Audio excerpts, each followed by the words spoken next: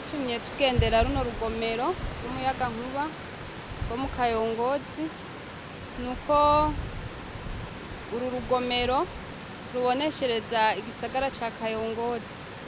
Ico gisagara naco kikaba kimaze ukwezi kurenga kiri mu kizime. Vyumvikana ko ari uruhombo runini ku benegihugu baba muri ico gisagara ndetse no mu gihugu cose muri rusangi, kuko hasanzwe haba abanyamyuga batandukanye bikora kuri ayo matara, haba abahingura umwimbu bakoresheje ary'amamashine asya ifu, hariho abasudira. Ni ukuvuga ayo matara usanga ari abatunze, ari agaburira imiryango yabo.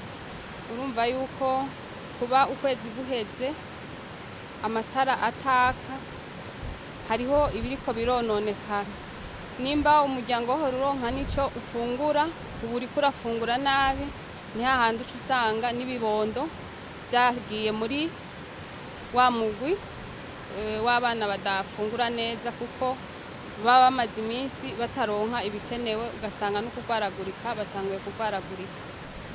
Dusanze bari batanguye kumera nk'ababomagura, batubwiye yuko uru rugomero rwari rwubatswe n'ishirahamwe Jetra, mugabo kubera yuko ikiringo bari baratanze ibikorwa vyoshobora kumara kitari bwahere, baciye basubira kuza kubisubiramwo.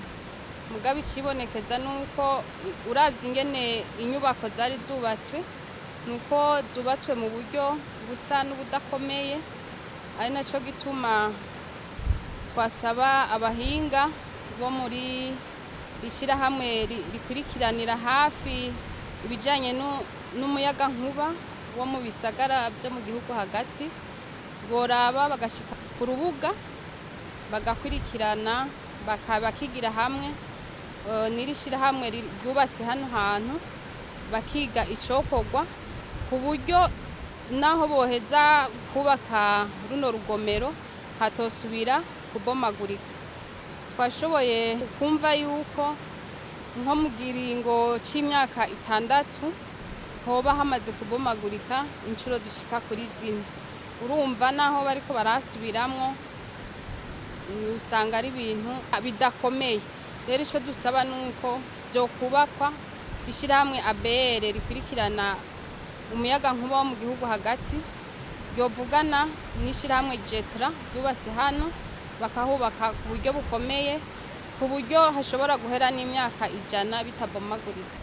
Twebwe nk'umushingamateka yatowe kugira ngo ashobore guserukira abenegihugu, turabemereye yuko tumaze kuva hano tuzoshobora kwegera abo babijejwe tukavugana nabo muri ABR kugira ngo haboneke umuti urama.